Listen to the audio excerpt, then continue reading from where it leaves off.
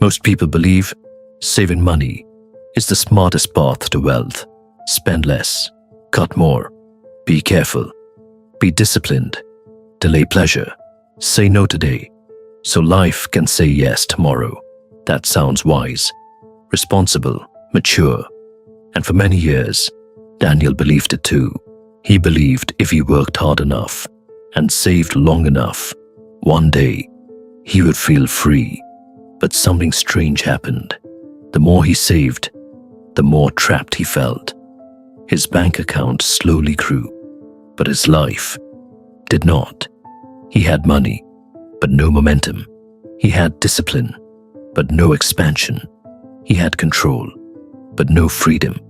And that is the financial truth almost nobody talks about. Saving money can protect your future, but saving money alone will not build one. Tonight's story is about the difference between surviving carefully and building boldly. And if you have ever worked hard, done the right thing, been responsible, yet still felt left behind, this story is about you. Stay until the end, because one sentence changed Daniel forever, and it may change how you see money for the rest of your life. By the end of this story, you will understand why many disciplined people stay financially stuck, why fear often disguises itself as responsibility, why cutting costs can never replace growing value, why some people earn more and still lose, why others start late and still become free, and how to know if your financial habits are helping you grow or quietly keeping you small. Daniel was the kind of man people admired. He paid every bill early, never carried credit card debt, never bought things to impress others. He compared prices, read reviews, waited for discounts, used coupons, packed lunch, tracked spending, repaired things instead of replacing them. When friends upgraded cars, Daniel kept his old one. When others traveled, Daniel stayed home. When co-workers bought expensive watches, Daniel smiled and transferred money into savings. He looked disciplined, he looked wise, he looked stable, and to be fair, he was. But there was another truth that nobody saw. Late at night, Daniel would sit quietly and stare at the ceiling because something inside him felt wrong. He had done what society told him to do. Be responsible, work hard, save money, avoid mistakes. Yet every year felt strangely identical. Wake up, commute, work, come home, eat, sleep, repeat. And every month, after all that effort, life moved only an inch. He told himself, "Be patient, your time will come." But patience without progress slowly becomes pain. Daniel was not poor, but he was not free. And deep down, he knew it. There is a special kind of frustration that only disciplined people understand, because careless people expect chaos, but disciplined people expect results. When you sacrifice long enough, you begin to believe sacrifice guarantees reward. When you delay pleasure for years, you assume life is keeping score. When you do the right thing consistently, you expect the future to notice. Daniel expected that too. He thought if he was responsible enough, life would eventually open. Instead, he watched something confusing happen. People less disciplined than him sometimes moved faster. A former coworker started a small service business. Messy beginning, uncertain path, now earning double. Another friend learned a new skill online. Within 2 years, remote income. Another person bought investments early. Another built an audience. Another negotiated aggressively. Another moved cities. Another took chances Daniel would never take. Some failed, yes, but some changed everything. Daniel hated admitting it, but what bothered him most was not their success. It was the possibility that caution alone was never enough. There is a lie many people love because it sounds noble. If I just save enough, everything will be okay. It feels comforting because saving is measurable, predictable, respectable. You can watch numbers rise. You can feel in control. But control is not the same as growth. And this is where many lives get stuck. Because saving is defensive. It protects. But protection alone does not expand territory. Imagine a castle. Strong walls, locked gates, stored food, armed guards, safe, yes, growing, no. Some people build financial castles, then spend 20 years hiding inside them. Safe from loss, safe from embarrassment, safe from uncertainty, safe from risk, also safe from opportunity. Saving can do many beautiful things. It can reduce stress. It can buy time. It can protect you during emergencies. It can prevent desperation. It can help you sleep. It can give dignity.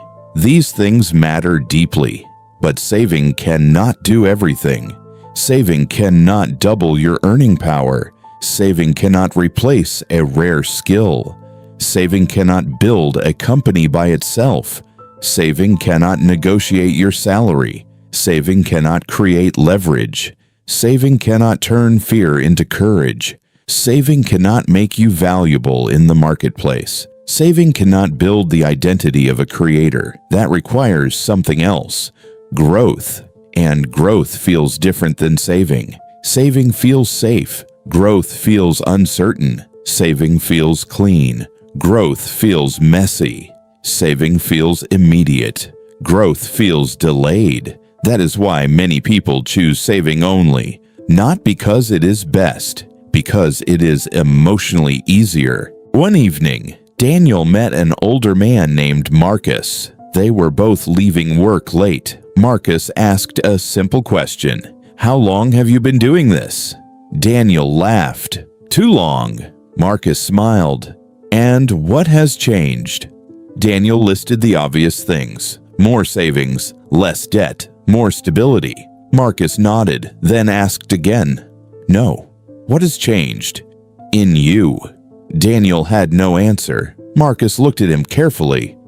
"You learned how to reduce expenses. Did you learn how to increase value?" Silence. "You learned how to avoid mistakes. Did you learn how to create wins?" More silence. "You learned how to protect money. Did you learn how to multiply yourself?" That walk home felt longer than usual because sometimes one question reveals a decade. People often ask, "What if I lose money?" Few ask, "What if I lose years? What if I lose confidence? What if I lose the chance to become capable? What if I lose the life available to me because I worshipped certainty?" Daniel had spent years calculating visible costs. Course prices, investment risk, business startup costs, travel costs, equipment costs, but he never calculated invisible costs. The raise never negotiated, the skill never learned, the network never built, the courage never practiced, the doors never opened, the identity never formed. Some losses arrive as bills, others arrive as regret, and regret usually costs more. Fear rarely says, "I am fear." It speaks more politely, "I'm just being realistic. I need more time. I'm waiting for certainty. I don't want to be irresponsible. I'll start later." Fear loves sounding wise, because if fear sounded weak, you would reject it. Daniel realized many of his financial decisions were not wisdom. They were anxiety, with good grammar. That realization hurt, but truth often hurts before it frees. At work, there was a woman named Elena.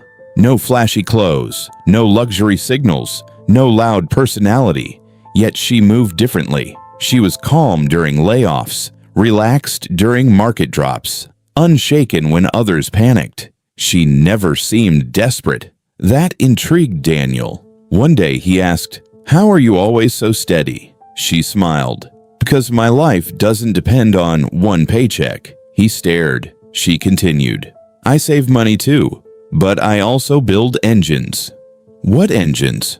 "Skills, assets, relationships, income streams, reputation, systems."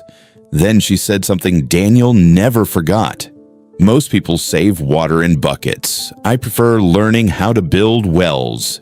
Daniel did not become reckless. He became honest. He admitted he had spent years strengthening one muscle while ignoring the rest. So he made one new rule. Every month, some money would still go to savings, but some money would go to growth.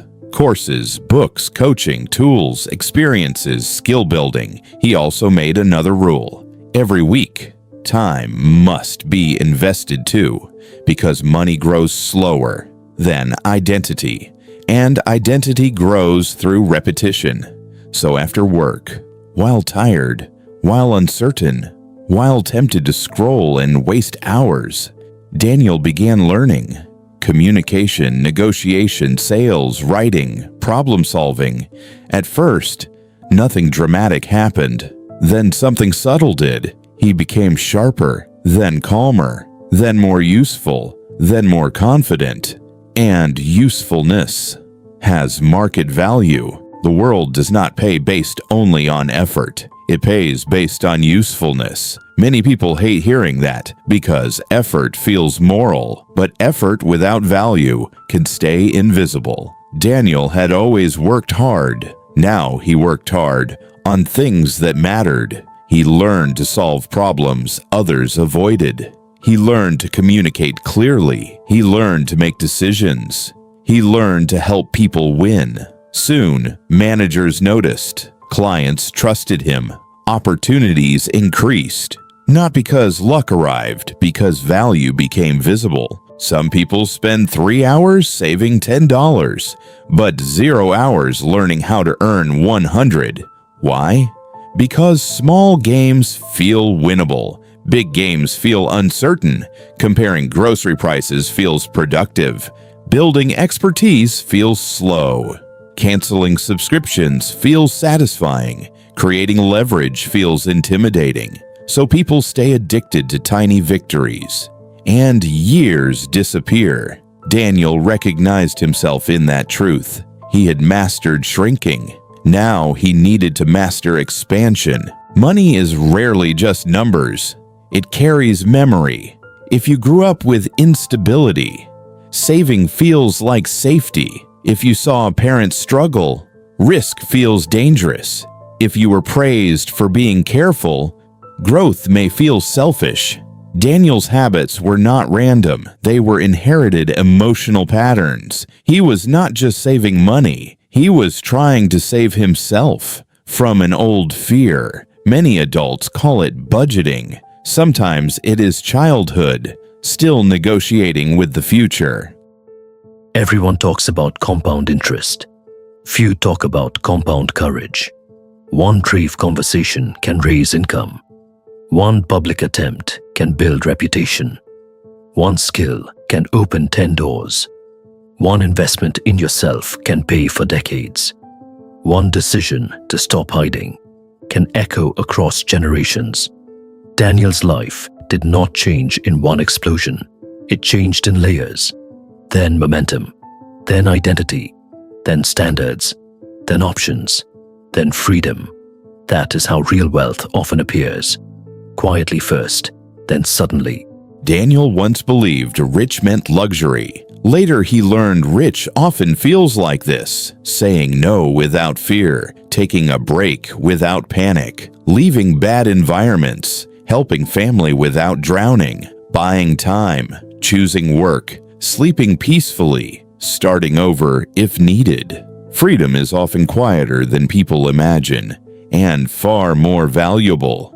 Years later, Daniel stood in a grocery store. He reached for the cheapest option automatically, then paused. He smiled because the product did not matter. The pattern did. For the first time, He was choosing consciously, not reacting from fear. That was the moment he knew his income had changed. Yes, but the bigger change was internal. Scarcity no longer ran the room.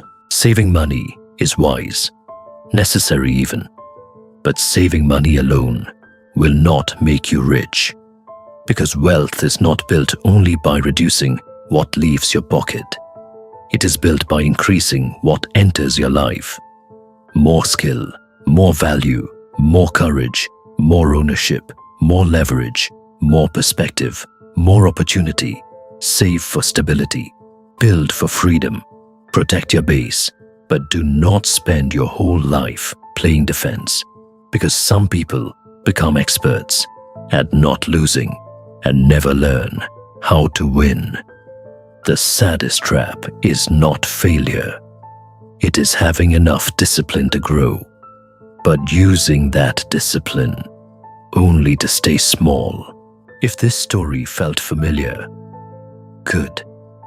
That means something inside you is ready for more. Subscribe now for more stories about money, mindset, and the hidden beliefs that shape your future, because the next lesson might save you years of delay.